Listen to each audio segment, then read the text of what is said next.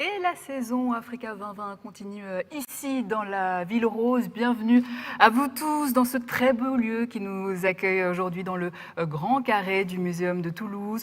Devant, vous le voyez ici derrière moi, ce très beau spécimen mammifère, un éléphant d'Asie et non d'Afrique.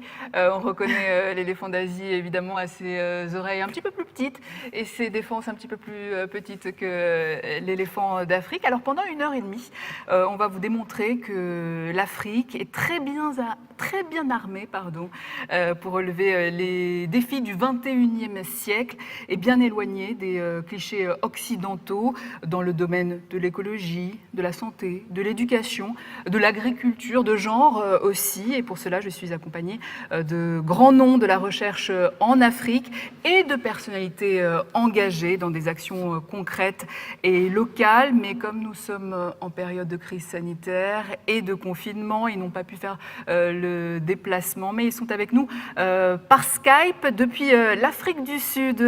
Chermbo, bonjour, vous êtes directeur du campus Futur Africa à l'université de Pretoria. Depuis la Côte d'Ivoire, Tanella Boni, bonjour, vous êtes professeur de philosophie à l'université d'Abidjan et écrivaine.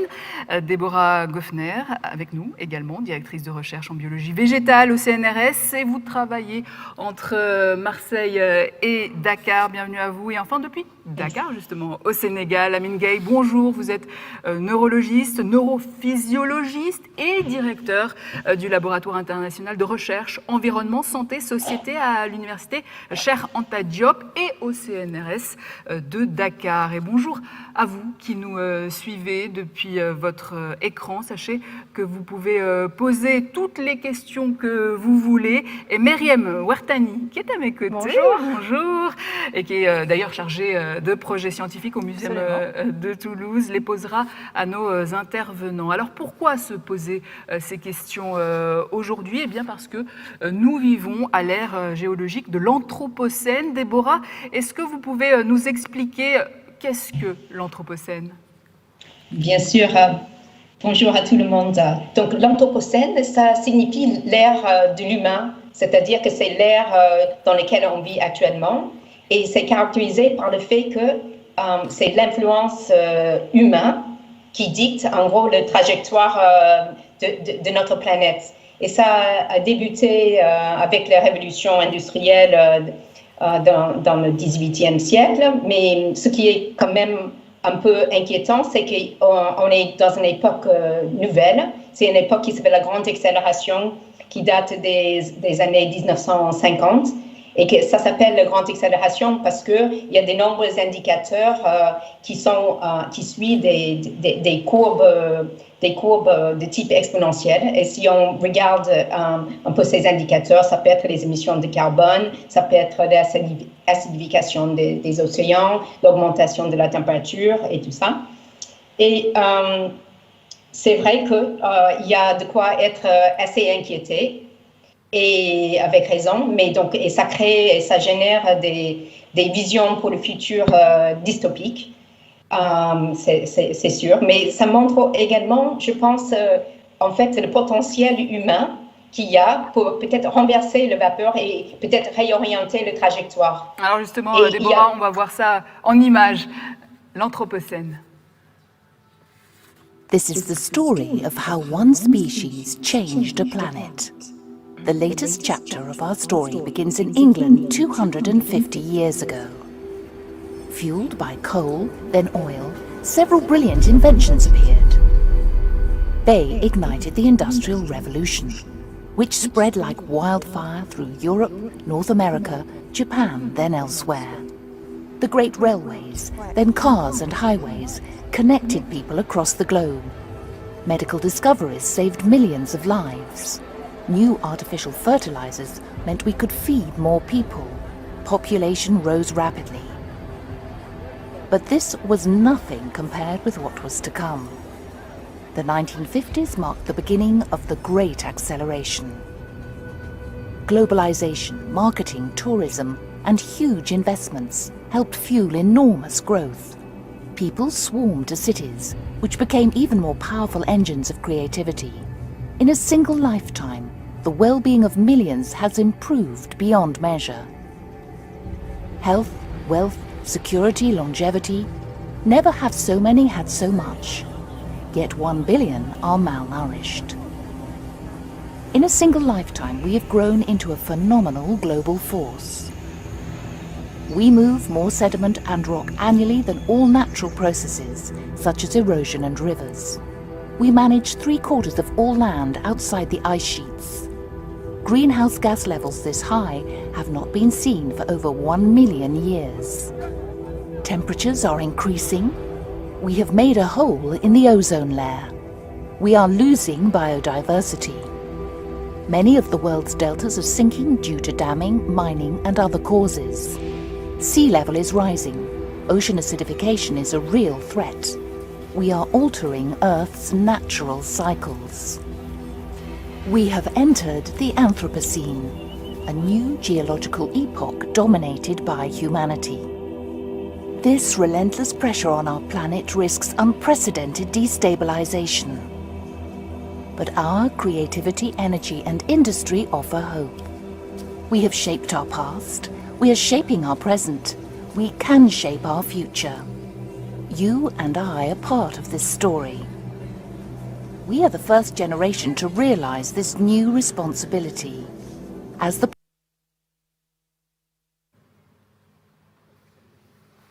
Et visiblement, nous avons un petit souci technique. On va essayer de le régler. Sinon, je vais continuer. En tout cas, vous l'aurez compris, nous sommes à l'ère de l'Anthropocène, cette nouvelle ère géologique dominée par l'humanité. Dit comme ça peut faire peur. Alors, je vais m'adresser à la philosophe Tanella Boni. Alors, apparemment, on a la vidéo. On me dit qu'on a la vidéo, donc on va essayer de se reconnecter avec cette vidéo qui nous explique l'Anthropocène. This is the story. As the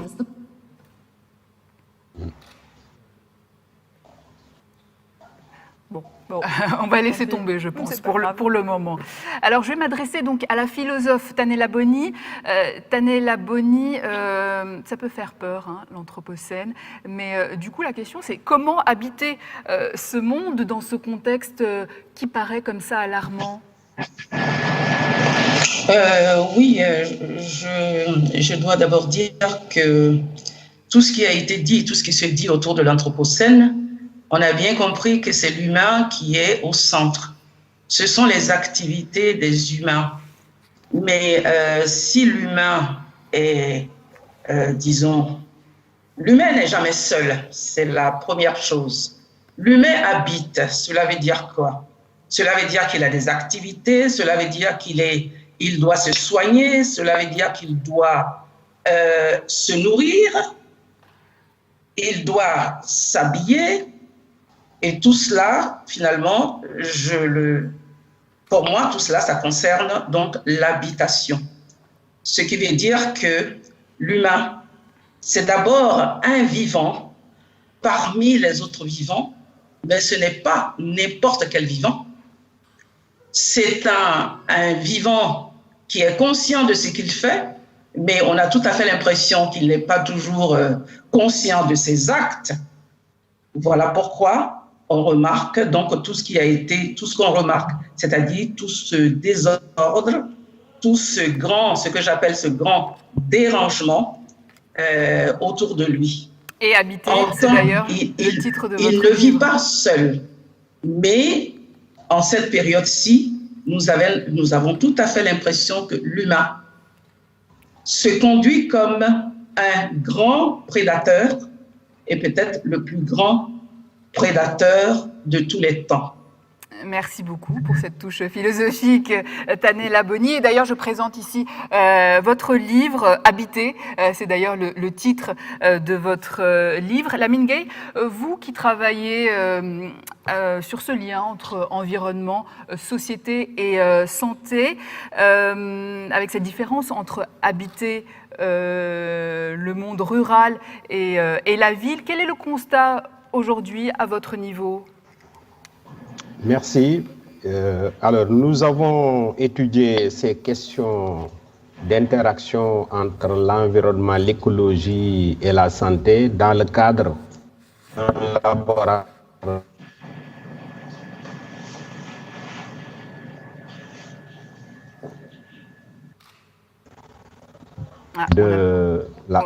On a eu un petit souci de connexion avec vous, Lamine Gueye. Est-ce que vous pouvez nous répéter ce que vous venez de dire, s'il vous plaît? Voilà, alors, attendez, je sécurise.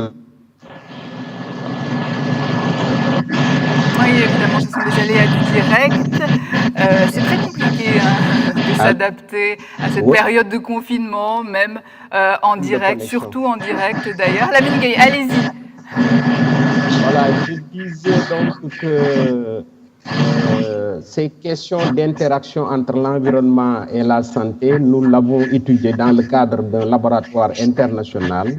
Il y a plusieurs tutelles, l'Université Cheikh Anta Diop, le Centre national de la recherche scientifique de la France, le Centre de la recherche scientifique et technique du Burkina Faso et l'Université des sciences et techniques du Mali. L'objectif, c'est donc de voir quel est l'impact des modifications environnementales sur la santé des populations. Et nous avons constaté qu'en Afrique, les pays sont confrontés au double fardeau.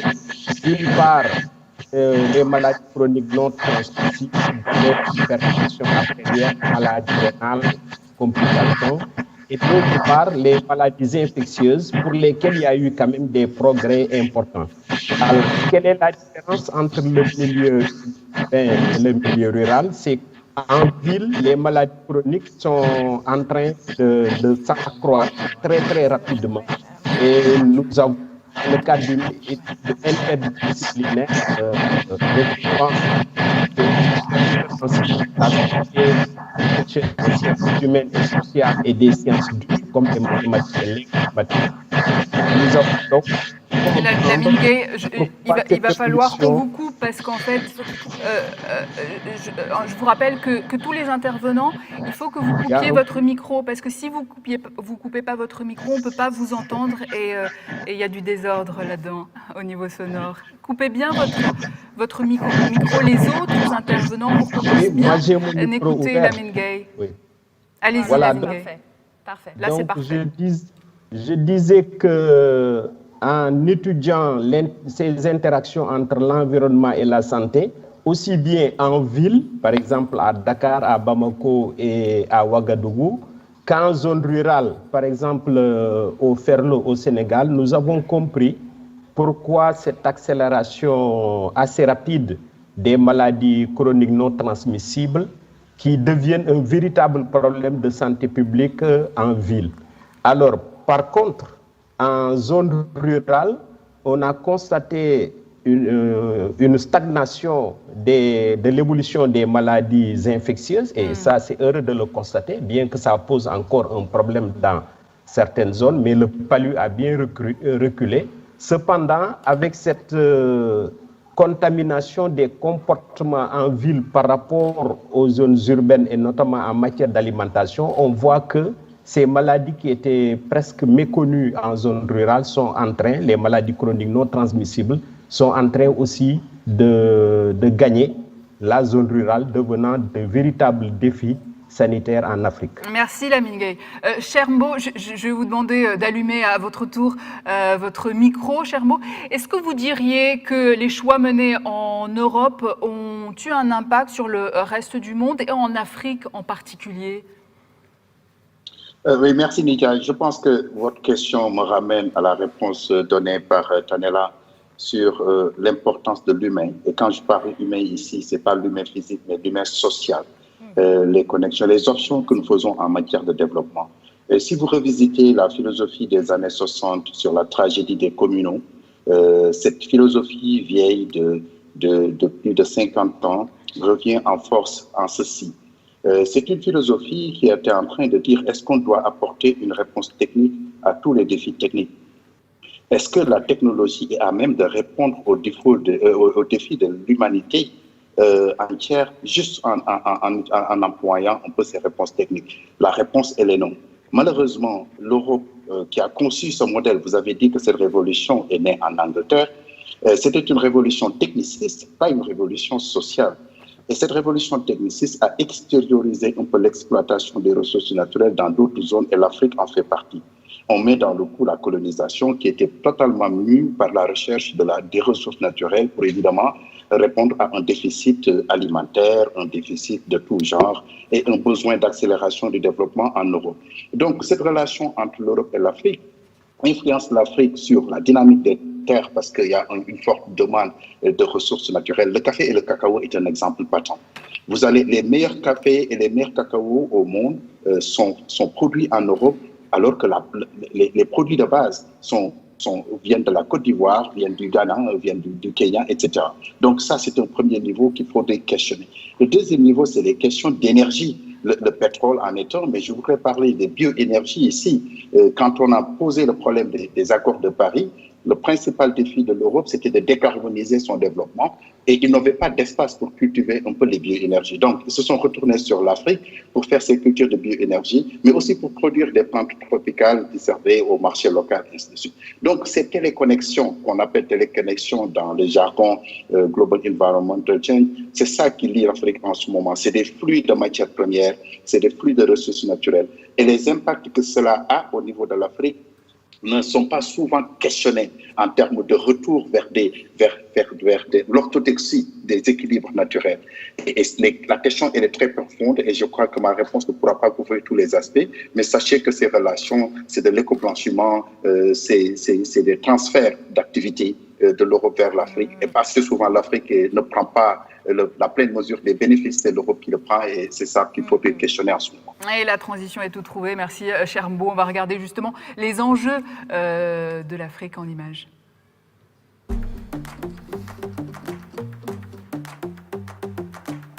Je suis l'Afrique. Je suis plus de 2000 ethnies. Je suis 54 pays. Tu connais bien la richesse de mes déserts et de mes forêts, mais ce sont mes habitants qui offrent la plus grande diversité. Je suis une étudiante à Abuja, un pasteur à Kampala. Je suis une banquière à Maputo et un livreur à Porto Novo. Mes identités sont multiples et chez moi, être bilingue est la norme. Je suis à la fois mégalopole et village. Je ne suis pas uniforme. L'histoire m'a sacrée mère de l'humanité. Mais à vrai dire, ce qui m'importe, c'est le présent, même si le passé compte aussi. Ça permet de comprendre le monde tel qu'il est aujourd'hui. C'est vrai que l'histoire ne m'a pas vraiment profité. J'ai surtout permis aux autres de se développer. Mais n'essayons pas de corriger le passé. Regardons l'actualité.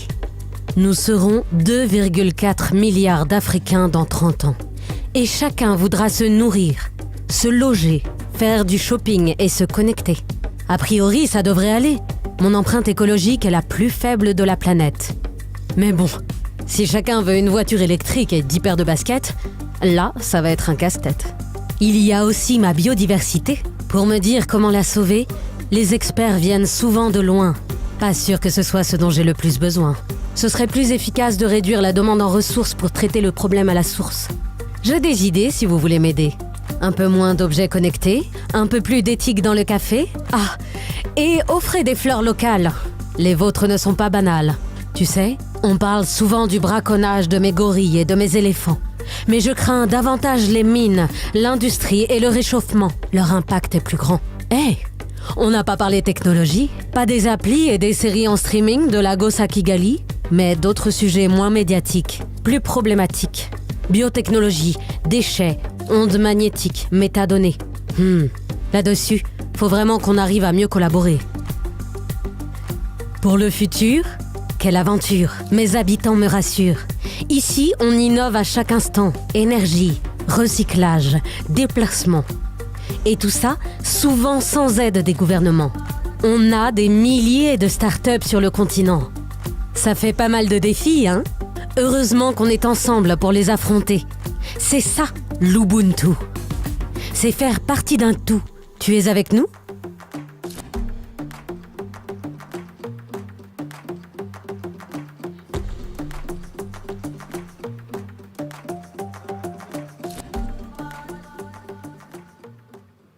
Et oui, c'est ça, l'Ubuntu, faire partie d'un tout. Tanella Boni, est-ce que l'humanité en a suffisamment conscience de cette notion d'Ubuntu?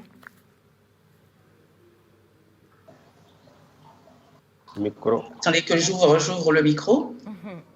Faire partie d'un tout, c'est quoi le tout? Nous avons d'abord à faire, évidemment, d'après ce on vient d'entendre, hein, et d'après ce que nous savons, il y a d'abord la diversité des cultures et il y a aussi la biodiversité. Le problème est de savoir comment, justement, on essaie de connecter la diversité des cultures avec la biodiversité. L'humain, c'est un être de relation. Cela veut dire quoi? Cela veut dire, dans un premier temps, il va donc essayer, pas d'abord par la technologie, parce qu'en Afrique, on a peut-être un certain nombre de techniques que l'Occident va caractériser de rudimentaires, mais ce sont quand même des techniques qui permettent donc de lier l'homme et la nature. Je veux dire par là que l'homme est lié à l'arbre, il est lié à l'eau, il est lié à la terre, au vent, à l'océan, ainsi de suite. Être lié, ça veut dire quoi? Ça signifie qu'il faut être conscient. Dans un premier temps, j'ai parlé de l'être humain comme étant un être conscient. Il est conscient donc de sa place dans ce tout qui est d'abord une biodiversité, c'est-à-dire ce tout qui est vivant, qui est un ensemble de vivants, mais que l'homme, donc, en tant qu'humain, d'ailleurs, c'est de cette manière-là qu'il apprend à être humain, en essayant de respecter l'ensemble de cette biodiversité. Mais ce n'est pas tout. On respecte la biodiversité, dans un premier temps, tout en respectant justement la diversité des cultures. L'autre qui est là, mon voisin, mon frère, ma sœur, etc. L'autre qui vient de loin, c'est celui-là aussi qu'on respecte. Respecter la biodiversité, respecter la diversité des cultures, respecter l'humain afin de pouvoir partager ce qui appartient à tous. C'est cela, je crois. C'est comme ça que je comprends l'Ubuntu. Tout à fait. Justement, la biodiversité, respecter l'autre, respecter l'humain, ça fait partie des combats de tous ici, chez Hermbo, justement. L'agroforesterie, l'agroécologie fait partie de vos combats notamment. Vous prônez un retour aux méthodes traditionnelles. Est-ce que vous pouvez nous expliquer en quoi, au juste? Je vais m'appuyer sur Tanella pour répondre à votre question. Je crois que la tradition en Afrique, c'est une tradition de circularité. Circularité dans les négociations sociales, circularité dans les relations entre l'homme et la nature. Et dans ce contexte intégré où l'espace n'est pas vu comme quelque chose qui est détaché à l'humain, mais connecté à l'humain, c'est dans ce contexte que l'agroforesterie vient comme étant une pratique traditionnelle à partir de laquelle on peut apprendre beaucoup de solutions de développement durable en ce moment. Parce qu'on parle d'économie circulaire, on parle de recyclage, on parle de développement durable et de résilience, et beaucoup de ces concepts avec leurs indicateurs, mais s'articulent au niveau de l'agroforesterie. Mais c'est quoi l'agroforesterie? L'agroforesterie, c'est quand on combine l'agriculture avec l'arbre, pour faire très bien. Mais ça peut aussi inclure des aspects comme l'animal, le pastoralisme, etc. Pourquoi c'est important? Parce que l'Afrique a importé un modèle agricole qui s'appelle la monoculture agraire, qui consiste à cultiver exclusivement une seule espèce sur des étendues très vastes, comme ça se passe en Amérique du Nord ou en Europe, parce que l'approche productiviste domine dans ce modèle-là. Mais en Afrique, c'est la diversité qui prime sur l'approche productiviste. Et cette diversité voudrait effectivement que ces approches intégrées, l'approche multifonctionnelle, soit le cheval de bataille pour la gestion de ces espaces, pour la gestion de ces écosystèmes, pour le forage, pour le bois d'énergie, pour beaucoup d'utilisations comme les plantes médicinales, ça va plaire à professeur Lamine, la gestion de ces arbres et tout cela. Donc c'est cette approche intégrée qui s'appelle agroforesterie et c'est cela qui porte des réponses en ce moment dont on a besoin pour le développement durable. Alors on va revenir justement avec Lamine Gueye, mais juste une question chez Hermbo avant. Qu'est-ce qui a fait que ces méthodes traditionnelles ont disparu?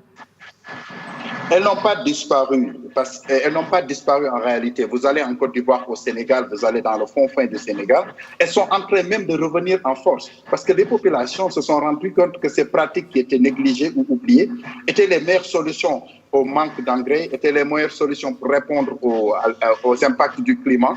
Dans le Khombole, au Sénégal, on a des parcs agroforestiers énormes, à Toubatoul. Au sud du Niger, en nord de la Côte d'Ivoire, on a des parcs agroforestiers. Au Burkina Faso, les parcs de qualité sont connus.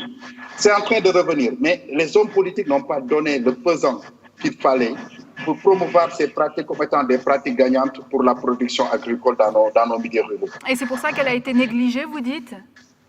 Oui, il n'y a pas de politique particulière parce que l'agroforesterie, c'est un modèle qui ne correspond pas avec la structure des gouvernements. Ils ont soit de l'agriculture, soit de la foresterie.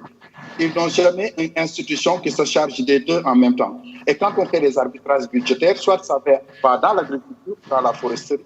Et du coup, l'agroforesterie, qui est la combinaison des deux, ne bénéficie pas des financements du budget national pour pouvoir faire l'objet de politiques spéciales. Mais à l'origine, pourquoi ça a été négligé? Pourquoi les méthodes traditionnelles, à l'origine, ont été négligées? Les méthodes traditionnelles africaines, au profit de quoi, d'ailleurs?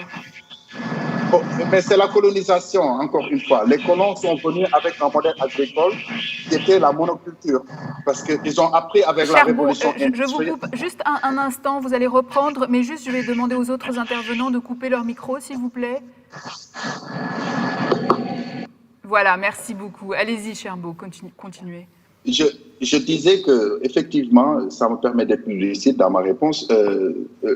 L'agroforesterie a été négligée parce que quand la colonisation a commencé, le souci d'exporter beaucoup d'arachides pour produire de l'huile en Europe, du cacao, ainsi de suite, ont suscité une déforestation de larges espaces pour faire des cultures monoculturales. Et ils ont imposé donc cette approche agriculture intensive avec la monoculture aux populations, ce qu'ils appelaient le développement rural, avec des équipements qui étaient différents des équipements que nos populations avaient.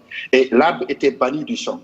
Mais l'arbre qui est banni du champ, cet arbre-là contribue à la fertilité du sol. C'est une pompe biologique pour l'eau, ça fait partie de la biodiversité, ça fournit du bois. Et quand c'est banni dans le champ, la compensation que l'agriculture donne aux populations, cette compensation n'est pas suffisante pour répondre aux besoins écosystémiques dont ils ont besoin sur le terrain. Donc, c'est la colonisation, Lydia, qui a créé un peu cette négligence des pratiques traditionnelles qui, heureusement et fort heureusement, sont en train de revenir parce que les gens se sont rendus compte qu'il y a plein de réponses qu'on cherche en ce moment qui sont effectivement développées à travers ces systèmes agroforestiers.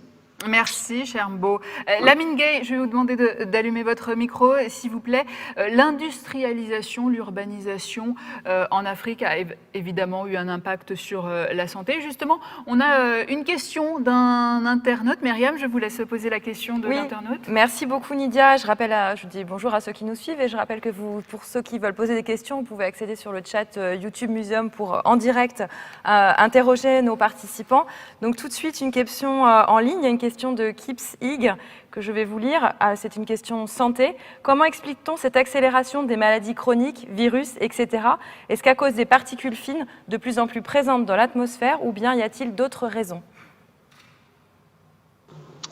On va peut-être poser la question à Lamine Gueye. Alors, je pense que quand on raisonne maladie infectieuse, pollution, effectivement, il est bien démontré que l'augmentation des particules fines dans l'air atmosphérique favorise certaines transmissions de virus, et notamment même pour la Covid, ce n'est pas écarté. Il y a de grandes équipes qui travaillent là-dessus, et les résultats qui sortent sont en faveur. Il est bien évident aussi que les particules fines sont porteuses d'allergènes et favorise de manière générale les maladies respiratoires, domaine dans lequel nous travaillons, et notamment avec une équipe qui est de notre unité, qui est au Burkina Faso. Donc la pollution de l'air de manière générale, mais en particulier en ville, avec la pollution surajoutée qui est l'industrialisation, les voitures, en particulier les voitures avec une grosse puissance ou des voitures qui ont vieilli, et ça c'est une réalité en Afrique, Tout cela donne une composante mêlée à l'hygrométrie qui favorise une transmission virale, une poussée des allergènes, mais aussi certaines bactéries, certaines maladies bactériennes. Mais Lamine Gueye, est-ce que les pathologies en zone rurale sont si différentes que les maladies en zone urbaine, par exemple? Oui, c'est différent sur le plan purement pathologique, c'est-à-dire s'interroger sur est-ce que l'hypertension artérielle, le diabète, la maladie rénale existe en zone rurale ou non, il n'y a pas de différence. La différence se trouve dans la prévalence et le poids des maladies chroniques en ville versus en campagne. Et nous y insistons parce que, étant donné que ces maladies sont bien étudiées à travers le monde, parce qu'on posait de grands problèmes dans les pays développés, on s'est dit que l'Afrique a la chance, cette fois-ci, de bien agir sur la prévention et d'éviter qu'en zone rurale, ces maladies s'implantent et annulent les efforts faits pour vaincre les maladies infectieuses. Donc il y a un véritable challenge, c'est un véritable nouveau défi sanitaire pour l'Afrique, et l'Afrique a la possibilité d'agir pour prévenir. C'est pourquoi, étant donné que la cause principale des maladies chroniques non transmissibles, mais aussi de tout ce qui est pollution, est lié au comportement humain, nous pensons qu'il est essentiel d'agir justement sur l'humain, sensibiliser pour prévenir ces maladies qui risquent de poser un gros problème de santé publique en Afrique. Mais justement, en matière de prévention, en matière de sensibilisation, comment arrivez-vous à conscientiser les populations à tous ces enjeux sanitaires? Alors, nous avons agi sur deux leviers. Si j'ai dit nous, c'est l'une des tutelles à Dakar, par exemple l'université Cheikh Anta Diop, mais aussi le laboratoire dans lequel nous sommes, plus un observatoire qui a été implanté en zone rurale, l'observatoire homme milieu Tesseré. On s'est dit que, étant donné que la cause, le facteur étiologique principal est lié au comportement humain, il est essentiel d'agir sur deux leviers. D'abord, les futurs décideurs.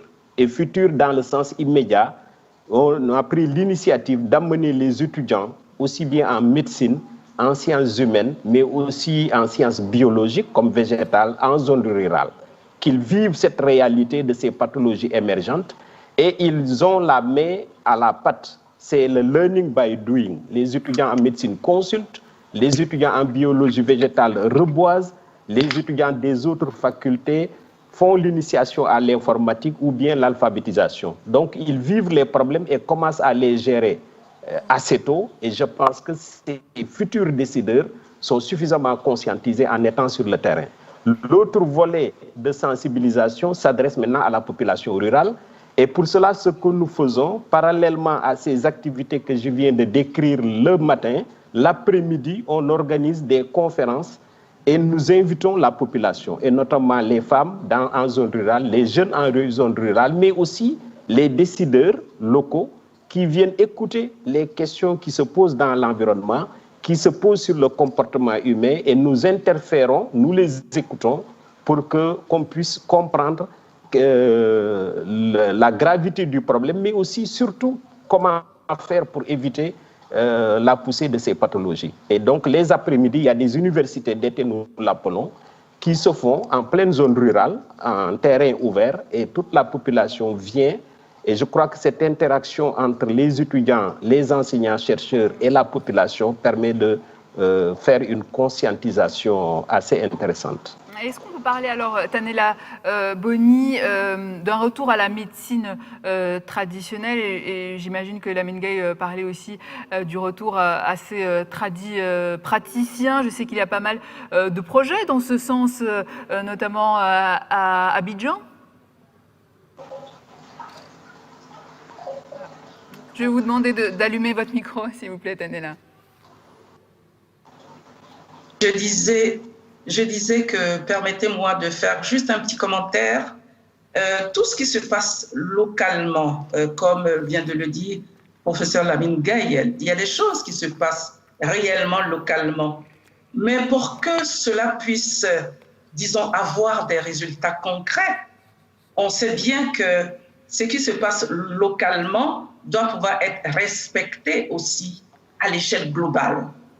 Or, il semble qu'en Afrique, c'est là où le bas blesse. Il y a beaucoup de choses qui se font, mais pendant qu'on est en train de conscientiser, qu'on est en train de faire des choses, est-ce que cela s'entend à l'extérieur? Et moi, j'ai tout à fait l'impression que, par exemple, les multinationales, disons-le comme ça, appelons les choses par leur nom. Par exemple, les multinationales, par exemple, d'autres groupes viendront, par exemple, des commerçants. On a parlé là tout à l'heure des voitures, des vieilles voitures. Les vieilles voitures, on ne les fabrique pas en Afrique, que je sache. Ça vient de quelque part. C'est vrai que les États peuvent prendre des lois pour interdire justement la commercialisation. Mais est-ce que cela porte des fruits? Donc, vous voyez, mon problème, en fait, est à ce niveau-là. Il y a des choses qui se font localement, mais il faudrait que l'ensemble, justement, des activités locales puissent être respectées par l'Occident. Les multinationales, les commerçants et autres. J'aurais même pu citer aussi des pêcheurs. Oui, parce que j'ai un exemple bien précis, des pêcheurs chinois qui viennent prendre tout le poisson des eaux ouest africaines. Vous voyez? Bon, bref. Je réponds à la question qui m'a été posée. Effectivement, en Côte d'Ivoire, il y a des recherches qui se font. Il y a toujours eu des praticiens, ceux qui pratiquent la médecine traditionnelle.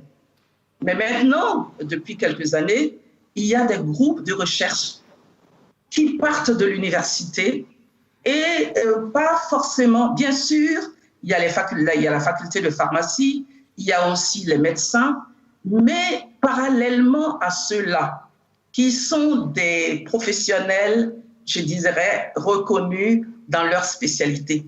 Il y a aussi quelques philosophes, curieusement, des philosophes qui s'intéressent à la médecine traditionnelle, qui pratiquent la médecine traditionnelle parce qu'ils ont étudié donc les plantes, des plantes qui étaient connues par leurs parents, leurs grands-parents.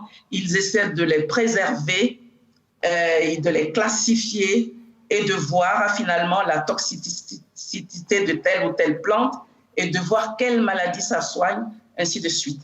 Et je pense que là, vraiment, ce sont donc des pratiques qu'il convient peut-être d'encourager parce que ça nous permet de voir que parallèlement à la médecine dite officielle, qui est une médecine occidentale, il y a quand même la possibilité de revenir à ce qui se faisait avant, mais pas n'importe comment.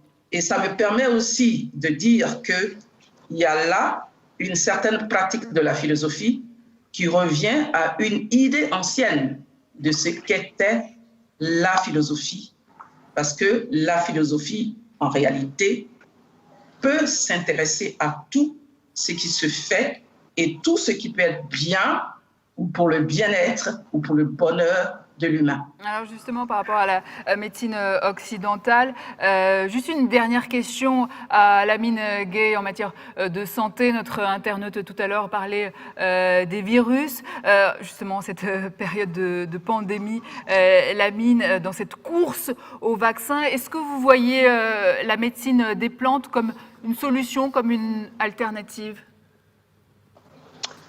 Oui, la médecine des plantes est sans doute une bonne alternative, une opportunité, disons, parce que cette médecine des plantes a fait ses preuves sur des pathologies à la fois bénignes que des pathologies graves, parce que vous savez bien que les anticancéreux les plus efficaces et qui ont été utilisés les premiers dérivent des plantes. Donc, il faut absolument se concentrer sur cette médecine des plantes, communément appelée en Afrique cette médecine traditionnelle. Cependant, il est extrêmement important de savoir qu'autant il y a beaucoup d'opportunités, et vous le voyez avec l'ère du Covid, plusieurs hypothèses d'efficacité de plantes ont été émises par certaines équipes, par certains pays même qui en ont fait leur affaire comme Madagascar.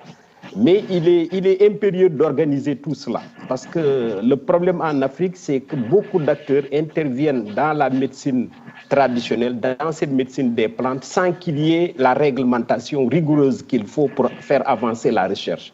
Ce qui fait que quelque part, des moyens sont perdus, ou alors les plus méritants n'arrivent pas à émerger parce qu'il y a trop d'acteurs qui interviennent et ils gagnent leur vie sans pour autant avoir la compétence de faire avancer cette science qui est essentielle pour l'Afrique. Par exemple, pour la Covid, il faut faire la différence entre ces plantes médicinales qui existent en Afrique, qui sont connues, pour lesquelles on n'a même pas besoin de faire une recherche approfondie parce que tout simplement renforce l'immunité, défendre l'immunité. Ça, on n'a pas besoin de faire une recherche approfondie parce que c'est connu. Vous pensez à quelle plante, par exemple, la Mingay? Par exemple, le fruit de baobab, à la fois son jus, que tout extrait contient beaucoup de vitamine C, des oligo-éléments qui, de manière sûre, renforcent l'immunité. De même, le jujube, le fruit de jujubier, tout ça, c'est connu. Plusieurs plantes, l'hibiscus sabdarifa, le bissap, qui fait office de jus au Sénégal, mais avec lequel on cuisine, c'est un condiment très utilisé. Tout cela est connu. Ça renforce l'immunité et on sait que dans la Covid ou toute autre maladie infectieuse, renforcer l'immunité est essentiel pour la prévention. Cependant, l'aspect curatif pour lequel beaucoup se prononcent actuellement, on sait bien que les preuves ne sont pas encore faites. Aucune plante, à l'heure où on parle, en tout cas en faisant une revue exhaustive de la science, n'est encore efficace et a démontré de manière certaine son efficacité sur le virus de la Covid.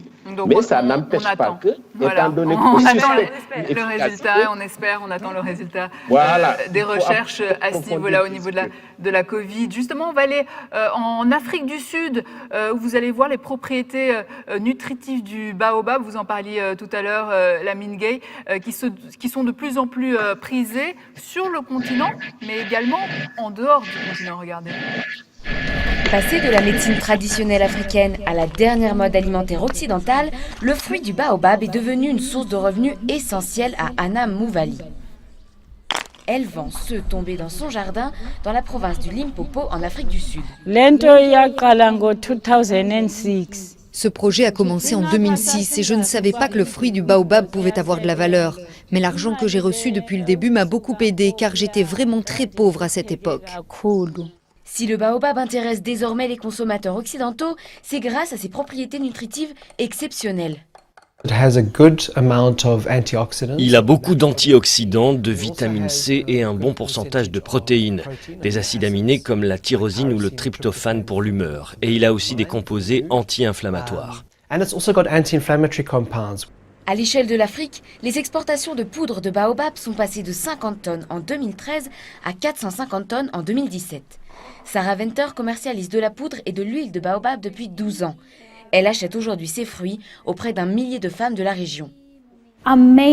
Nos principaux marchés sont le Royaume-Uni, l'Europe, les États-Unis, le Canada et l'Est est en croissance. Le baobab vit plus d'1 millier d'années et met près de 200 ans à produire ses premiers fruits.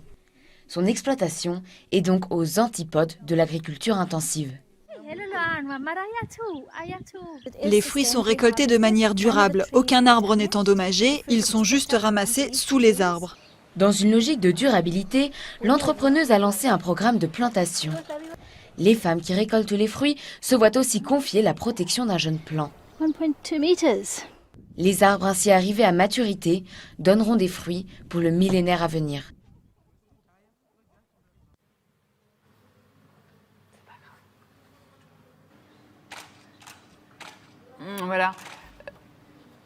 Voilà, nous sommes ensemble sur ce plateau, retour plateau peut-être. Cher Mbo, je sais que vous aussi, vous faites énormément de recherches sur ces plantes, ces fruits nutritifs. Vous avez beaucoup d'exemples concrets. Alors, comment remettre toutes ces plantes tellement riches au goût du jour, cher Mbo? Je pense que ce que le prof Lamine vient de dire, elle est centrale à la réponse à votre question. c'est de donner les preuves de l'utilité, de l'importance de ces espèces. Le baobab est un exemple, il a cité Hibiscus sabdarifa, mais nous avons en Afrique plus de 100 espèces avec des rendements fruitiers, des céréales, etc., qui peuvent absolument servir à la sécurité alimentaire. Je pense qu'il faut battre le mythe. Le mythe que la sécurité alimentaire est basée sur 5 produits alimentaires, le riz, le maïs, etc. C'est un premier mythe qu'il faut battre. Le deuxième mythe qu'il faut battre, c'est le mythe de la stigmatisation de ces produits. Le baobab, on utilise le terme baobab, mais dans le langage français, on l'appelle le pain de singe. Où il a parlé de Sumpu, de Ziziphus, on l'appelle le dattier du désert, le pommier du Cayor, le manguier sauvage, l'oranger du singe, et pour parler de Strychnos, qui est une espèce aussi de très grande valeur. Cette stigmatisation linguistique rend l'attraction de ces espèces moins prégnante pour le marché international, qui est un marché de branding. Le troisième niveau de stigmatisation, c'est le conditionnement de ces produits. Les multinationales qui en profitent ne font rien d'autre que l'emballage, le conditionnement pour que le consommateur européen, avec une certaine exigence de qualité, mais puisse avoir accès à cela. Mais l'importance de ces produits, justement, c'est leur importance non seulement nutritive, la santé humaine, la santé animale, et ainsi de suite, mais il y a une importance économique énorme. J'ai travaillé au Centre mondial de recherche en agroforesterie pendant 5 ans. Une multinationale s'est accaparée de la propriété intellectuelle d'une espèce qui s'appelle Alamblachia, qui donne l'huile la plus stable, une végétale la plus stable, qui dans les crèmes glaces empêche les crèmes glacées de fondre. Et du coup, donc, le marché il est exceptionnel. Moi, je pense que ces plantes négligées doivent faire l'objet d'une attention particulière, d'investissement pour voir un peu leur contenu en termes de protéines, leur contenu en termes de vitamines, leur contenu en termes d'énergie, les contenus en termes de produits hydrocarbonés. Et tout cela doit faire l'objet de recherche. Et le projet dont vous faites allusion, qui a été financé par la National Research Foundation et les Japonais, le Sénégal en fait partie, le Burkina Faso, on va faire ces analyses approfondies pour voir leur multiplication végétative, puisque le problème du baobab, c'est sa régénération naturelle. Lamine le sait très bien, vous sortez de Dakar un coup, vous voyez que des gros sujets. J'ai été à Mont-Roland, je ne vois que des gros sujets, mais la régénération naturelle n'est pas là. Et donc, du coup, la projection de la productivité, la sécurisation de la productivité pour répondre au marché, tout cela pose problème. Et donc, ça demande une réflexion globale sur ces espèces pour la sécurité alimentaire, la santé humaine, les opportunités de marché, etc. Voilà. Alors, on va poursuivre dans un instant avec les actions concrètes, avec notamment Deborah Goffner, qui n'a pas beaucoup parlé jusqu'à présent. On va lui donner la parole dans un instant. Mais d'abord, il y a une question d'un internaute, visiblement, Myriam. Oui, absolument, Nidia. Vous avez pas mal parlé de réglementation limitante, d'actions de politique. Et on a en ligne Richard Ponraja qui pose la question suivante. Le monde politique ne semble-t-il pas encore prisonnier des impératifs de l'ancien monde et de certains lobbies? Question suivante, comment trouvez-vous un équilibre entre consommation et respect de la nature? Alors, je ne sais pas à qui s'adresse cette question. Alors, je ne sais pas si c'est Tanella Boni, Lamine Gay, ou Chermbo, ou Deborah Goffner qui va répondre à cette question-là. Allez-y, prenez la parole, comme vous le sentez. Lamine Gay, je vous sens partant.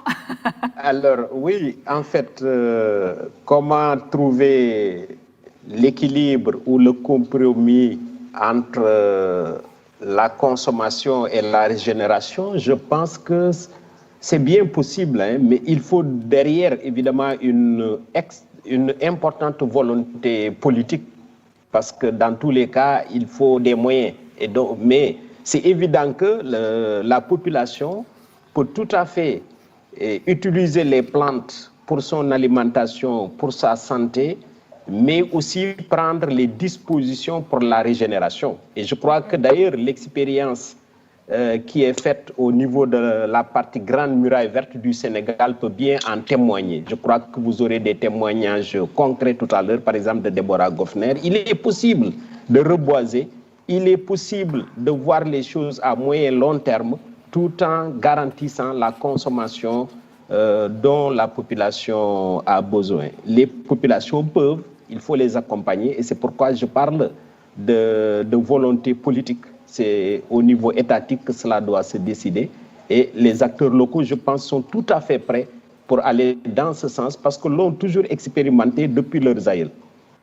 Et justement, merci pour cette transition toute trouvée. Lamine Gueye sur la Grande Muraille Verte. Alors, je rappelle que la Grande Muraille Verte a été lancée en 2007 sous l'égide de l'Union africaine. C'est 11 pays fondateurs. Aujourd'hui, ce projet passera par 21 pays du Sénégal à Djibouti. Objectif, ralentir l'avancée du désert et reconstituer les écosystèmes sahéliens. Presque 15 ans plus tard, où en sommes-nous de ce projet, Déborah Goffner? Oui, merci. Donc, il faut avouer que le bilan est quelque part entre mitigé et un peu décevant, parce que là maintenant, il y a des chiffres officiels qui disent qu'il y a à peu près 4% des superficies de la tracée de l'origine qui est reboisée. Et justement, cette déception, ça peut être expliqué par plusieurs choses, je pense. C'est que déjà, à l'origine, la Grande Muraille Verte, ça allait être une barrière d'arbres de 15 km de large et plus de 7000 km de long. Et ça allait juste être une barrière végétale. Et en fait, au fur et à mesure, le plan de l'origine a changé, et heureusement, parce que c'est ni faisable ni désirable de faire une muraille comme ça.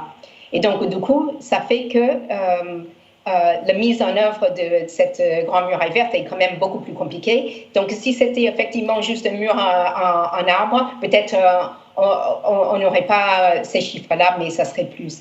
Il y a un autre aspect aussi qui explique peut-être ces chiffres un peu bas, c'est que ça manquait depuis le début une coordination au niveau panafricain de la Grande Muraille Verte. Donc, ça faisait que, en gros, chaque pays faisait ce qu'il a pu.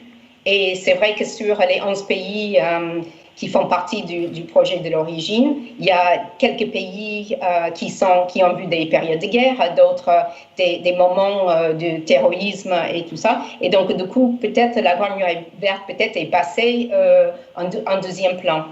Aussi, il y a eu des effets d'annonce des investissements internationaux qui étaient extrêmement forts, qui finalement n'a pas trop abouti. Donc, il y a beaucoup de raisons qui expliquent peut-être cette déception, mais la bonne nouvelle, parce que je suis quelqu'un d'optimiste, la bonne nouvelle, c'est qu'on va rentrer dans une deuxième phase, je pense. Et cette deuxième phase a été décidé lors du One Planet Summit en janvier 2021, où il y avait l'annonce de 14 milliards de dollars pour la Grande Muraille Verte. Mais on sait aussi que l'argent, ça ne fait pas tout, c'est un levier comme un autre, mais je pense qu'il est urgent aussi que dans cette deuxième phase, il y a plusieurs choses. Un, c'est qu'il faudrait apprendre des réussites et des échecs de cette première phase, surtout des échecs. En deux, on pourrait aller très vite si on multiplie, justement, on en a parlé un peu des techniques traditionnelles comme la régénération naturelle assistée, des choses qui ne coûtent pas cher et qu'on sait que ça fait des preuves au niveau du reverdissement du Sahel. Et en trois, il faudrait investir cet argent, ce nouveau lot d'argent, si ça vient, pour diversifier des investissements. Et je prêcherai pour investir plus localement, peut-être dans la recherche, peut-être dans le secteur privé, et qu'il faudrait vraiment qu'on voit ça comme une deuxième chance pour la Grande Muraille Verte. Alors, on va revenir vers vous, Déborah, mais juste un instant, vous parliez du tracé, et il se trouve, cher Mbo, que vous avez fait le tracé de la Grande Muraille Verte du temps de l'ancien président sénégalais, Abdoulaye Wade. Est-ce que vous pouvez nous dire un mot là-dessus? Est-ce qu'aujourd'hui, 15 ans plus tard, vous avez des déceptions, des regrets? Oui, merci. Je pense que déjà pour le tracé, il fallait chercher deux choses. Là où la plante peut pousser et là où il y a assez d'eau pour faire pousser une plante et développer une activité agricole. C'était ces deux concepts et les images satellitaires dans l'équipe où nous étions qui étaient fournis par la NASA à l'époque nous ont permis de proposer un tracé. Maintenant, le tracé, c'était juste un leitmotiv pour pouvoir susciter un peu des actions sur le terrain. Et les pays n'étaient pas obligés à exactement faire des reboisements sur ce tracé. Le tracé, il est contenu sur la carte, mais les activités sur le terrain pourraient être discontinues. Ce que je voudrais dire, c'est que cette grande muraille verte, moi, je l'aperçois comme un projet de développement local, un projet pour amener les communautés à répondre aux exigences de résilience et de vulnérabilité au changement climatique. Et c'est une réponse à l'insécurité humaine. L'un des facteurs qui font que la grande muraille verte n'a pas beaucoup évolué, une grande partie de ces zones fait l'objet de troubles sécuritaires en ce moment. Pour parler des révoltes islamiques qui s'y passent, c'est très difficile de tenir un projet durable dans une zone où les gens se tirent dessus chaque jour. Et ça, c'est un problème structurel absolument important qu'il faudrait... En même temps, la Grande Muraille Verte peut être une réponse à ce problème humain. Parce que ces jeunes-là qui sont enrôlés dans ces groupes récalcitrants, etc., de récalcitrants ou qui font l'immigration vers l'Europe à travers le désert, ils ont besoin d'avoir des opportunités dans une zone où il n'y en a pas beaucoup. Si on fait des plantations, si on crée des opportunités de développement d'entreprises sur la transformation des produits comme Acacia Sénégal, il a parlé de jujube et beaucoup de produits naturels, si on peut optimiser l'utilisation de l'eau pour faire du pastoralisme, de l'agriculture, ces jeunes qui auront des activités et des emplois seront moins inclins à verser dans ces trous. Maintenant, je vais finir pour dire effectivement, en même temps qu'on cherche à planter des arbres, à promouvoir la régénération naturelle, il faudrait chercher aussi à résoudre les problèmes qui expliquent la dégradation de cette zone. C'est les feux de brousse qui sont récurrents, c'est l'érosion des sols qui est récurrente, c'est l'exploitation parfois excédentaire du bois, d'énergie, de très peu de bois qui existe, et il faudrait trouver donc une solution à ces facteurs de dégradation et tout intégrer, cette approche multidisciplinaire, pluridisciplinaire, c'est ça qui pourrait permettre de faire avancer la Grande Muraille Verte. Ne pas regarder la Grande Muraille Verte juste sous l'angle du reboisement. Il y a plusieurs autres aspects qu'il faudrait promouvoir, la gestion de l'eau, la gestion des terres, ainsi de suite. Alors, Déborah Goffner, comment justement la science peut influer sur la trajectoire de cette grande muraille verte, de ce grand projet? Oui, donc un peu dans la même ligne que ce que Cher vient de dire, c'est que effectivement, le Grand Muraille Verte, ce n'est plus un projet de reboisement, c'est un projet qui cherche à restaurer ces différents socio-écosystèmes sur le tracé de la Grande Muraille Verte. Et donc là, c'est une mission très, très difficile et ce n'est pas un corps de métier qui pourrait répondre à ces questions.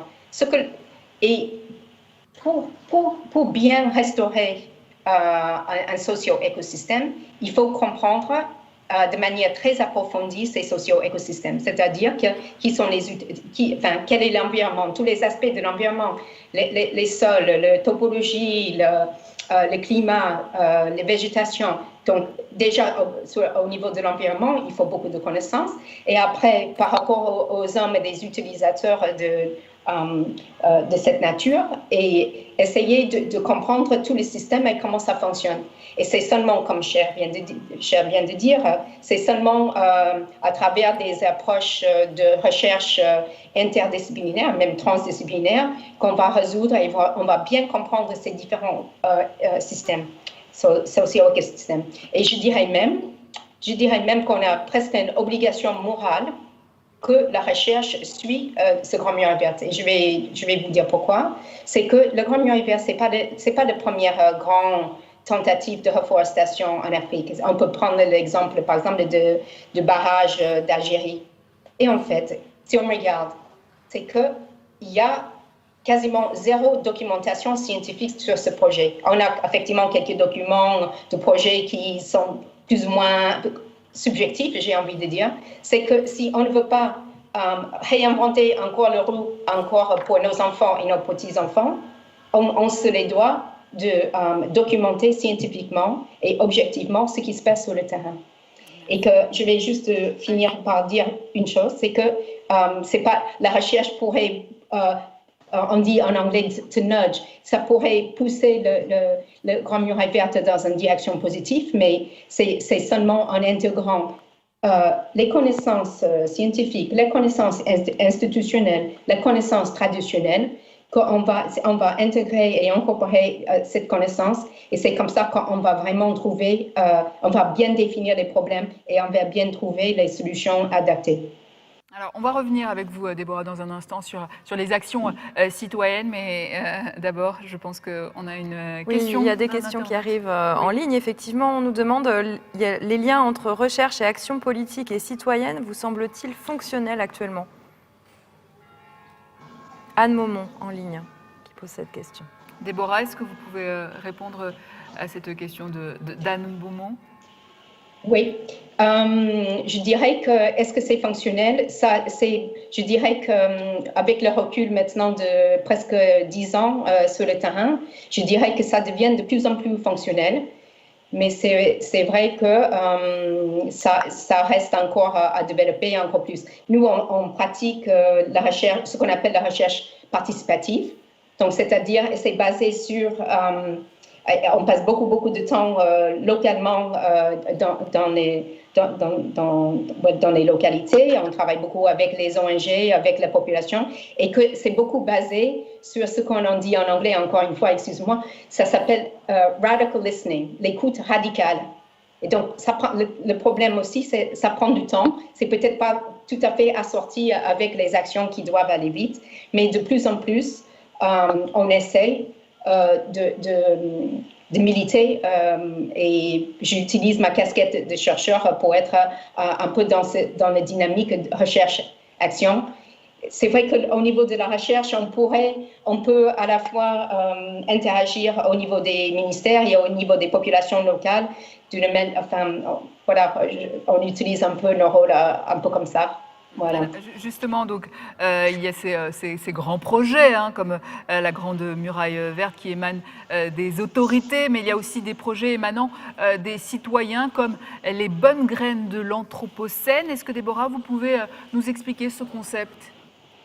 Oui, donc une bonne graine, c'est des initiatives, c'est des organisations, c'est toute petite initiative qui existe dans le monde entier, y compris en Afrique, qui expérimente avec une autre façon de faire. Donc, c'est pas très conventionnel, souvent c'est pas très conventionnel, et c'est toutes les actions qui visent à améliorer l'environnement, l'humanité.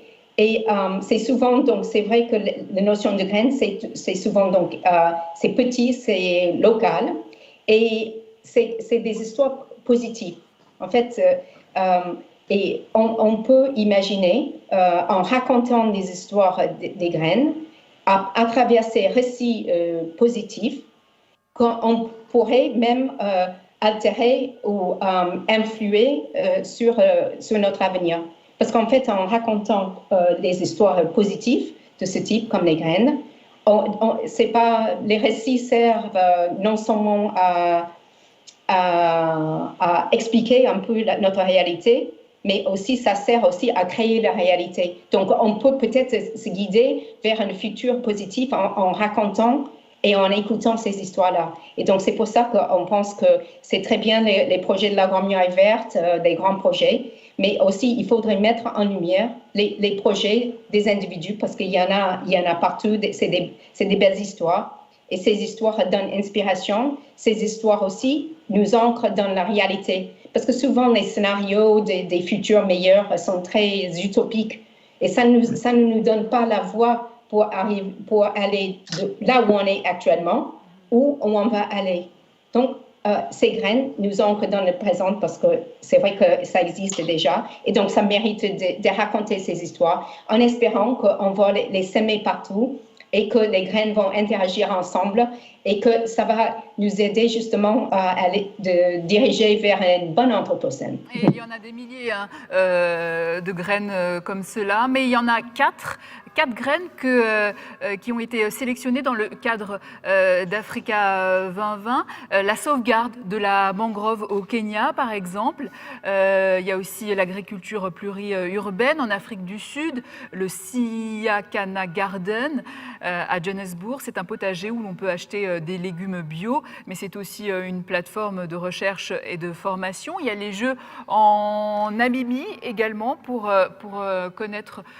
faire connaître le développement durable. Et enfin, le plaidoyer pour l'agroécologie qui réunit petits producteurs, consommateurs, des jeunes, des femmes, des éleveurs, des agriculteurs, des pêcheurs, de tout le continent pour parler d'une même voix en faveur de la souveraineté alimentaire. D'où l'importance, vous le disiez tout à l'heure, Deborah Goffner, du récit positif. Justement, Tanella Boni, pour apprécier ce récit positif, est-ce qu'il ne faut pas parfois passer par le récit négatif? Votre micro, encore une fois, Tanella Boni, il faut allumer. Je coupe toujours le micro, hein, c'est vrai. Merci. Oui, passer d'abord par le récit négatif. Par exemple, je pense qu'il y a une chose sur laquelle nous n'avons pas encore insisté, c'est tout ce qui se passe, enfin pour moi c'est vraiment très important, à savoir que tout ce qu'on va faire localement, ça ne peut prendre, ça ne peut prospérer, ça ne peut être viable que si c'est respecté par l'extérieur. Quand je dis l'extérieur, c'est quoi? C'est le monde entier, parce que moi, je vois toujours l'Afrique dans le monde.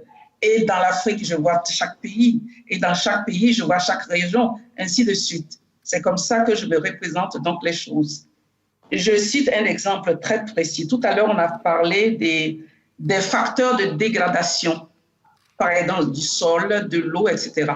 Il me semble que tant que les États, les ministères de l'Environnement et tous les décideurs qui s'occupent donc de la préservation de la nature n'insisteront pas sur le fait que utiliser des herbicides, je prends des exemples concrets, c'est vraiment nocif là, non seulement pour, évidemment, non seulement pour le sol, pour l'eau, pour l'air, etc., mais aussi très dangereux pour notre santé. Je crois qu'on ne peut pas s'en sortir. Or, aujourd'hui, quand on regarde là dans chaque pays africain, quand on regarde dans les différentes régions, quand on regarde même du point de vue de l'agriculture périurbaine, personnellement, je me suis rendu compte qu'on n'utilisait plus la daba, cet instrument traditionnel, pour enlever ce qu'on appelle les mauvaises herbes. On pompe, comme on dit en Côte d'Ivoire, c'est-à-dire qu'on prend un produit qui va tuer donc les herbes. Et pour moi, c'est une chose gravissime. Il faudrait qu'on puisse en parler. Or, nous ne produisons pas, justement. Ça vient de l'extérieur. Je crois qu'il faut qu'on soit sensibilisé. Et qui doit sensibiliser? En réalité, c'est ça la question. Parce que les chercheurs vont faire leur part du travail. Mais qui sensibilise? Bon, c'est la première partie de mon discours. La deuxième partie, je voudrais ici donner un exemple que j'ai rencontré au moment où j'étais en train de faire des enquêtes sur ce que les femmes peuvent faire pour changer le monde, pour changer la vie en Afrique. Et je suis tombée sur un exemple, vraiment comme on appelle, un exemple inspirant. C'est une Tchadienne qui s'appelle Hindou Oumari Ibrahim, qui se préoccupe donc de ce qui se passe autour du lac Tchad, parce que, évidemment, étant géographe, elle a constaté que plus le temps passe, plus la superficie du lac donc diminuait. Et elle-même étant Peul, donc faisant partie d'une communauté qui est vraiment à part, une communauté autochtone, elle raconte sa vie en disant que quand elle allait à l'école, tout le monde se moquait d'elle parce qu'elle sentait le lait, disait-on. Donc, elle était stigmatisée Et elle s'est jurée de faire changer les choses. Aujourd'hui, elle fait des conférences dans le monde entier, justement. Elle essaie de montrer qu'il peut y avoir des experts, par exemple en météorologie, mais elle est capable de mettre en regard les connaissances des experts en météorologie avec ce qui se passe, par exemple, dans sa communauté. Et ce qu'elle fait aussi, elle a réussi à faire dialoguer donc, des hommes et des femmes, alors que dans ces communautés-là, traditionnellement, il y a un groupe d'hommes, il y a un groupe de femmes, chacun parle, elles se parlent entre elles, ils se parlent entre eux, mais ils ne dialoguent pas. Donc, elle a réussi à faire tout cela. Et puis aussi, s'est posé la question de l'éducation des enfants des nomades. Et là aussi, elle fait des propositions. Est-ce que ça va se faire par la radio? Est-ce que ça va se faire, par exemple, par le fait qu'on affecte à une communauté qui se déplace des maîtres et des maîtresses qui vont accompagner les enfants? Vous voyez, moi, c'est ça que j'appelle justement des histoires inspirantes. Et nous savons qu'en Afrique, il en existe.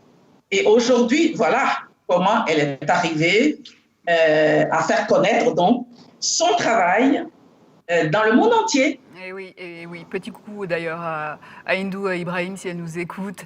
Effectivement, elle fait un travail exceptionnel sur le terrain. Bravo à elle et bon courage. Petite question des internautes. Oui, absolument, Lydia. Anne Momon qui demande, existe-t-il des grands programmes de recherche africains interpays qui pourraient tracer des lignes à venir? Petite question à qui? À Déborah, à Lamine, oui. à Cher. Qui peut répondre à cette question? Oui, je dirais juste une chose. Moi, j'ai un regret parce que il n'y a pas justement de dialogue comme on est en train de le faire là maintenant. Je veux dire entre les disciplines, parce que on gagnerait en Afrique à faire ce genre de dialogue. C'est-à-dire, nous avons les mêmes préoccupations, mais évidemment, nous n'avons pas les mêmes connaissances. Est-ce qu'on peut dialoguer à partir, chacune, à partir de sa spécialité? Et je pense qu'on gagnerait à faire ce genre de travail. Et ce serait bien, je crois, pour Merci, tout le Tanela. monde, Cher, non seulement pour les universités, mais pour l'Afrique en général. Cher, vous voulez continuer? Allez-y. Oui, je voudrais dire que c'est une excellente question. Quand vous regardez le dernier rapport de l'UNICEF sur l'état de la science dans le monde et en Afrique, vous vous rendez compte que les Africains publient de préférence avec les Européens. Le Sénégalais publie avec le Français, le Kenya publie avec l'Angleterre, l'Afrique du Sud publie avec les États-Unis d'Amérique. C'est très rare de voir un Kenyan et un Ivoirien publier sur les réalités africaines. Et l'Afrique, dans ce sens, est très déconnectée. Et les premières expériences qu'on a eues, justement, pour faire des projets entre les pays, c'était dans les années 2000, où l'Union européenne a commencé à financer des projets intégrés. L'IRD et le CNRS ont commencé à mettre les laboratoires mixtes internationaux, mais effectivement, il y a beaucoup maintenant de projets qui lient les pays entre eux. L'Afrique du Sud, là où je suis, le projet qu'on vient d'avoir, c'est entre le Burkina Faso, le Sénégal, l'Afrique du Sud. Un autre va impliquer le Malawi et les chercheurs africains vont se connecter. Maintenant, vous me permettez de rebondir sur l'importance de cette interconnexion par rapport aux bonnes graines de l'Anthropocène. Parce que ce que m'inspire ce travail, c'est l'inversion de la rhétorique. Avant, on concevait des solutions toutes faites et ces solutions sont données aux populations locales pour qu'elles puissent mettre en œuvre ces solutions. Maintenant, les nouvelles rhétoriques qu'on est en train de construire sont des rhétoriques qui sont basées sur des connaissances locales, sur des connaissances ascendantes, sur des connaissances domestiques, parce que ces connaissances sont beaucoup plus appliquées. La capitalisation de la recherche et la mise à l'échelle de l'innovation, pour moi, doit commencer par chercher des solutions locales par rapport aux problèmes locaux, parce que les solutions importées assez souvent ont des handicaps. C'est le handicap de la contextualisation des réponses et c'est un aspect absolument important. Si on peut faire la séquence entre la découverte scientifique locale, l'innovation qui consiste à mettre ces découvertes ensemble et la transformation faire en sorte que beaucoup de personnes puissent avoir accès à ces informations. Je pense que c'est là tout le sens des bonnes graines et tout le sens de la connexion qu'il faut avoir entre les chercheurs africains. Merci, cher. Petite question d'un internaute. Myriam. Absolument. David Crochet qui nous demande, la FAO, on peut peut-être préciser ce que c'est, et ces grands organismes favorisent-ils des modèles intensifs? En quoi les politiques des grands organismes internationaux influencent les États? On va peut-être déjà redéfiner la FAO, ça serait intéressant de...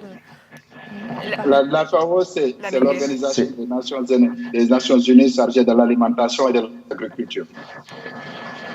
Vous voulez répondre à la question, cher? Oui, la question c'est là-dessus. Voilà. Est-ce que ça favorise les modèles intensifs? Oui, il y a un bruit de fond. On peut couper les micros, comme ça je suis ici. Très bien, merci, cher. La médiation faite par Chermbo. Voilà. Alors, donc, je disais qu'effectivement, les derniers principes les plus importants de l'agroécologie ont été conceptualisés à travers un groupe d'experts et la FAO était devant. La FAO supporte beaucoup d'activités à travers le CICAS, le programme chargé du changement climatique et de l'agroforesterie. Il y a des connexions entre la FAO et beaucoup d'institutions qui font l'agriculture durable. D'ailleurs, supportée par l'institution internationale qui s'appelle IFAD, International Fund for Agriculture Development. Oui, la FAO essaie de faire la promotion de tout cela. Mais ce qu'il faut combattre, pour moi, c'est le tout venant par rapport à ce qu'on appelle la révolution verte, la Green Revolution, qui consiste à utiliser des tonnes de pesticides, des tonnes d'engrais, alors qu'il y a des solutions écologiques qu'il faudrait promouvoir et pour lesquelles un investissement beaucoup plus consistant devrait pouvoir se faire pour accélérer le développement agricole et la santé des hommes. Oui, la FAO est entre ces tensions de répondre aux exigences de la production alimentaire, mais en même temps aux équilibres écosystémiques et aux équilibres environnementaux. Ils font d'énormes efforts là-dessus. Mais cher, j'ai envie de dire, dans un monde où ce sont les systèmes économiques, bancaires, financiers qui dominent, est-ce que ce n'est pas un petit peu utopique tout cela? Je peux poser cette question à Cher comme je peux poser cette question à Tanela, mais comme on est tous citoyens, je pense qu'on a tous une réponse à donner à ce genre de questions et on se la pose tous en fait finalement. De toute façon, l'investissement dont fait l'objet l'infrastructure physique, les bâtiments, les villes, les machines, cet investissement sur l'infrastructure physique n'est pas le même que l'investissement sur le capital naturel. Et l'investissement physique est déprécié. Après quelques années, vous construisez un bâtiment, 30 ans, 50 ans, il faut la détruire et recommencer. Mais quand on investit sur la mangrove, comme vous l'avez montré dans le cas du Kenya, quand vous investissez sur l'agriculture périurbaine à Johannesburg, vous investissez pour la pérennité. Il n'y a pas un investissement dans le capital naturel qui peut être déprécié. Il y a toujours un avantage comparatif et ça se répète. Et donc, pour moi, le système bancaire, ils ont été toujours en avance d'ailleurs, les privés. Ils ont été en avance sur les gouvernements en matière d'investissement sur les opportunités. Et pour moi, toutes les transformations qu'on devrait faire devraient impliquer, ça répond à la première question de l'engagement des institutions publiques, il faut associer les privés. Parce que les investissements pour faire les transformations durables dont on a besoin passeront par ces institutions privées. Et de plus en plus, heureusement, il y a beaucoup d'argent qu'on appelle les green funds qui sont portés par ces banques, les banques agricoles qui essaient de promouvoir un peu ce type d'investissement sur le capital naturel, dans le cadre de la responsabilité environnementale et sociale des entreprises, dans le cadre des exigences d'impact et de safeguard avec les projets de développement. Oui, ça vient de plus en plus, mais c'est encore timide. Lamine Gueye, Chermbo en parlait un petit peu tout à l'heure, mais est-ce que vous diriez que la coopération Nord-Sud est actuellement suffisante ou il faut désormais miser pour plus de coopération Sud-Sud?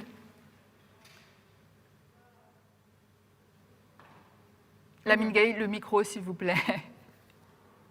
Voilà, la coopération Nord-Sud a beaucoup évolué quand on regarde dans le domaine scientifique et en Afrique, parce que juste après les indépendances, cette coopération sur le plan scientifique et l'enseignement supérieur s'orientait surtout vers la formation des universitaires, des futurs universitaires qui tous venaient en Europe, particulièrement en France, se former et retourner au pays pour travailler.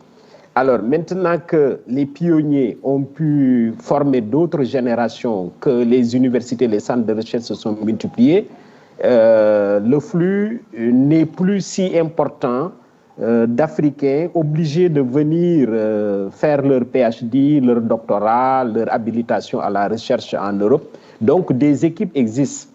Alors, c'est pour cela que ce qui se fait maintenant, c'est plutôt un partenariat équitable, et ça, c'est très souhaitable, et que ce partenariat aborde les questions africaines.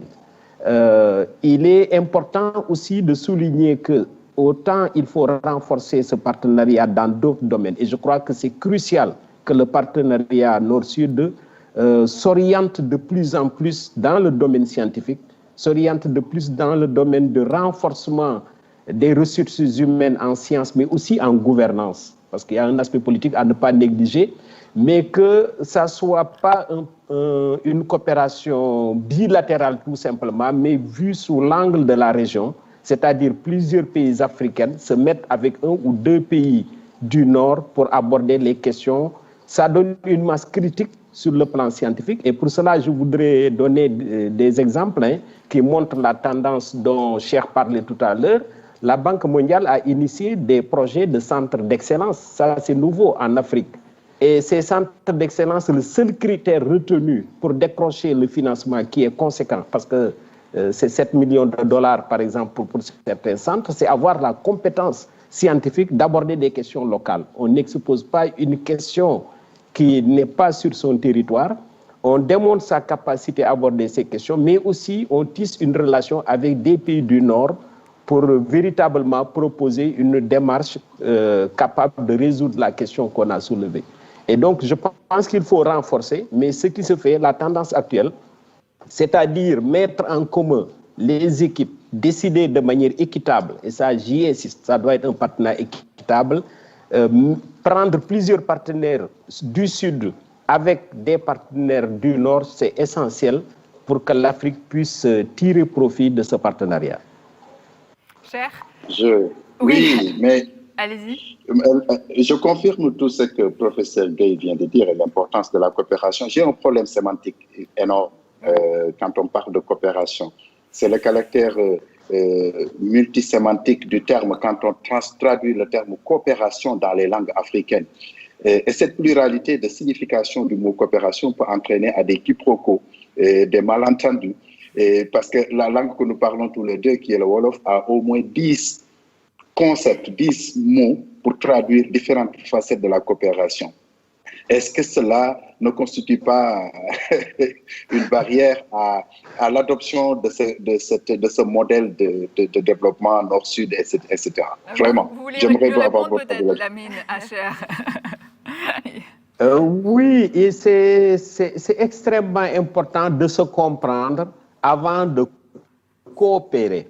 Parce que coopérer, c'est opérer ensemble. C'est évident que déjà dans notre langue Wolof, s'il y a 10, 12 mots pour désigner coopération, il faudrait que l'autre avec lequel nous allons coopérer, qui vient du Nord, pour donner un exemple, mais pour lequel sa langue n'a retenu que coopération, qu'est-ce que ça signifie?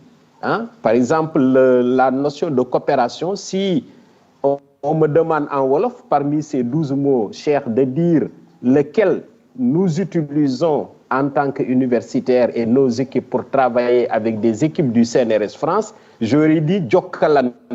Jokkalante, ça veut dire nous coopérons ensemble, nous réfléchissons ensemble, mais nous agissons ensemble. Donc dans ce lot, dans ce contexte sémantique, il faudrait qu'on puisse choisir réellement ce que nous allons faire ensemble. Et ça, je crois que ça va de la conception à la réalisation, à l'exploitation des résultats.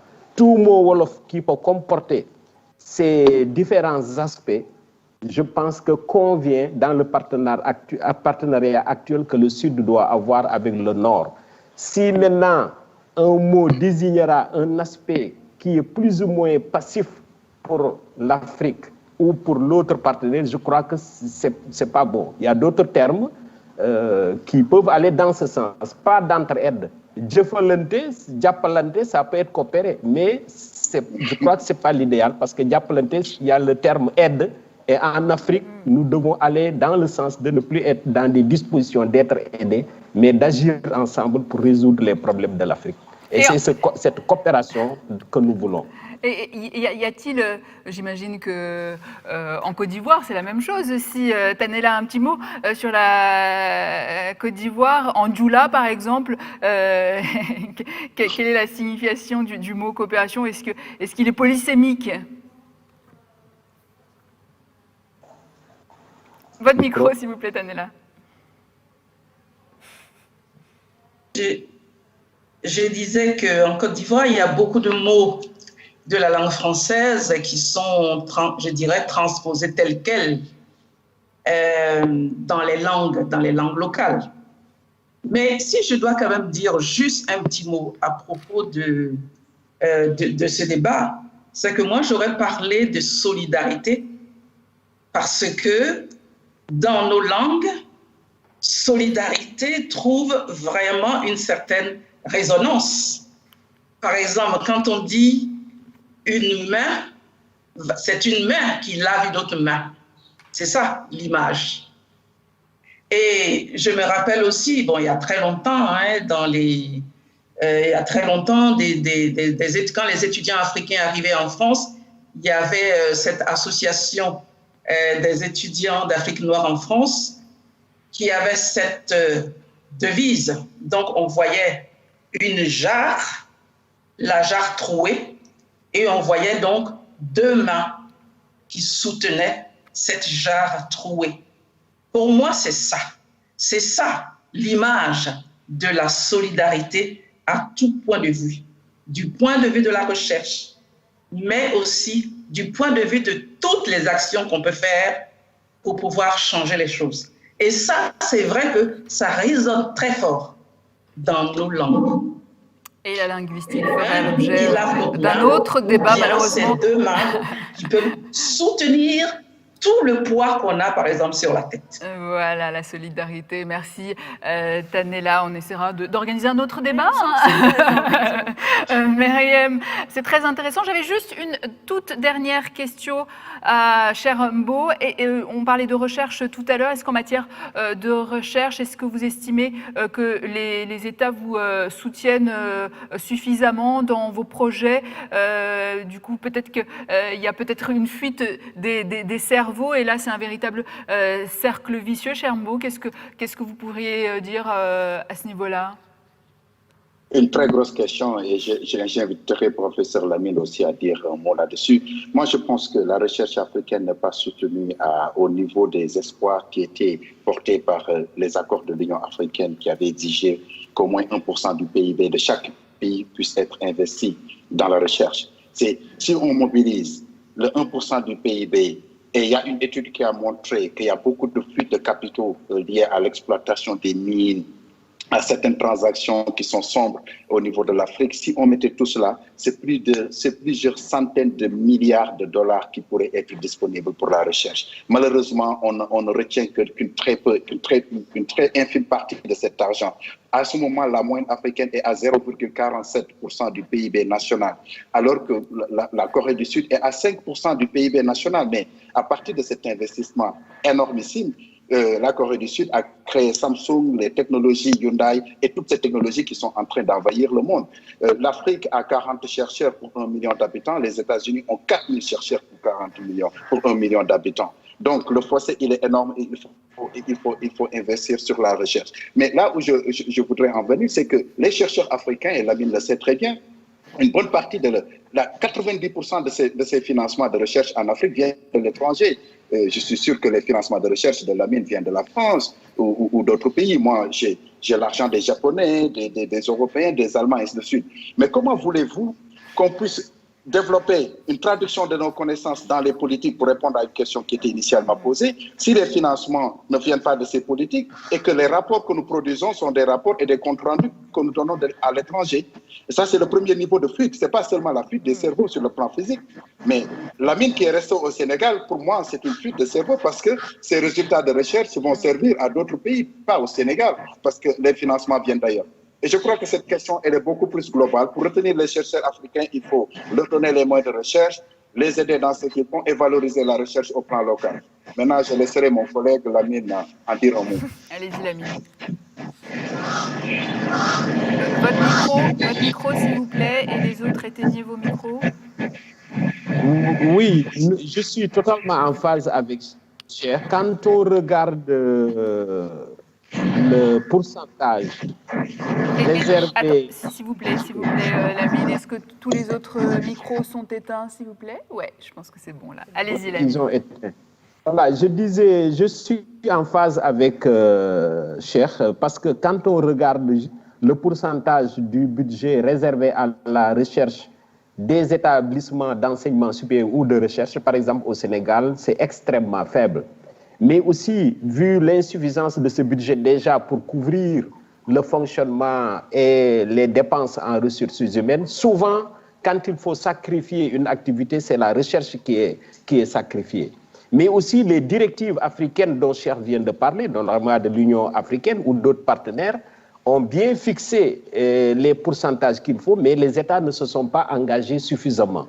Quand il y a un problème quelconque, tout de suite, les ressources sont déviées vers d'autres secteurs et la recherche. Et pourtant, paradoxalement, tous les dirigeants politiques savent bien qu'on ne peut pas développer un pays sans la production de connaissances, sans une formation de ressources humaines compétentes, capables de travailler pour un développement soutenu. Donc, il est essentiel que la recherche soit d'abord organisée. Parce que, Cher, comme tu le sais, une grosse activité à mener aussi dans nos pays, c'est que sur le plan institutionnel même, la recherche n'est pas suffisamment organisée. Les ressources humaines rentrent, on crée des équipes, mais les textes réglementaires qui permettent de l'organiser, et qui dit organiser, dit aussi par la suite donner une capacité de lever des moyens, mais aussi de faire un plaidoyer auprès de ceux qui distribuent des moyens pour augmenter la part de la recherche. Donc vous voyez qu'il y a un défi extrêmement important pour organiser la recherche, faire une recherche qui aborde les questions endogènes, mais aussi pousser les décideurs qui ont les moyens à investir. Je pense que ça peut venir, mais il y a un travail de préparation, mais aussi de plaidoyer majeur, et des contraintes aussi, parce que ces organismes internationaux qui font signer des conventions à nos États doivent avoir aussi des mécanismes de contraintes pour que ces moyens prévus pour la recherche puissent aller vers là-bas et que ça ne soit pas détourné vers d'autres activités parce qu'il y a eu tel ou tel problème. La recherche est capitale pour un développement soutenu de l'Afrique. Merci Lamine. Déborah Goffner, peut-être un dernier mot aussi sur la recherche pour conclure, s'il vous plaît. Sur la recherche, quel aspect? C'est le dernier tour de table, donc si vous voulez conclure peut-être cette table ronde qu'on vient d'avoir. Par rapport à la recherche, je crois que c'était dit et beaucoup mieux dit que ce que j'aurais pu dire. C'est vrai que des fois, ce que je trouve personnellement compliqué, parce que c'est vrai que dans les approches recherche-action, en tout cas par rapport à la Grande Muraille Verte, ce qui des fois pose problème, c'est que d'avoir des résultats qui ne vont pas un peu dans le sens où ce qui est voulu. Et donc, il y a toujours des fois une friction entre, par exemple, le projet de la Grande Muraille Verte où il y a un projet de reboisement, par exemple, et qu'on prouve et on montre scientifiquement, par exemple, il y a des zones où on ne devrait pas reboiser. Des fois, ça crée quand même aussi des tensions et que des fois, un peu cette impression de ne pas être suffisamment écouté. Parce que c'est vrai que je pense que les défis sont absolument gigantesques. Et si on ne se dote pas des moyens de regarder en face ce que sont les problèmes et les voir vraiment très clairement, on ne va pas trouver des solutions adaptées.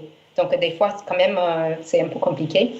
Oui. Et je vais juste finir par dire une chose, c'est qu'on a parlé beaucoup du baobab et que je travaille beaucoup sur le baobab et que je vous invite tous autour de cette table de venir dans la parcelle expérimentale de Rennes-Roux où il y a des baobabs qui poussent et que, comme je disais à Nidia, je pense les baobabs sont plus grands que moi. Vous ne me voyez pas, je fais 1,48 m et demi. Mais je pense que maintenant, les baobabs dans la parcelle sont aussi grands, voire plus grands que Cher et Lamine et Tanela aussi. Donc, je vous invite parce que... Et on viendra... Avec grand riant. plaisir. Merci Super, pour l'invitation. Merci beaucoup pour l'invitation, Déborah Goffner. Et ce sera le mot de la fin. Je voulais conclure sur une de vos citations préférées, cher Mbro, celle d'Antoine de Saint-Exupéry. Si tu veux construire un bateau, ne rassemble pas tes hommes et femmes pour leur donner des ordres. Si tu veux construire un bateau, fais naître dans le cœur de tes hommes et femmes le désir de la mer. Alors, bon vent à vous tous, chers intervenants, Tanela Boni, Lamine Gay, Déborah Goffner. Merci à vous qui nous suivez, chers internautes. Merci pour vos questions. J'en profite également pour remercier le Muséum de Toulouse qui nous a accueillis ici et toutes les équipes techniques qui nous accompagnent et notamment Myriam Ouertani pour son aide qui a été précieuse tout au long de la préparation de cette émission, de cette table ronde. Merci également à Anne Maumont.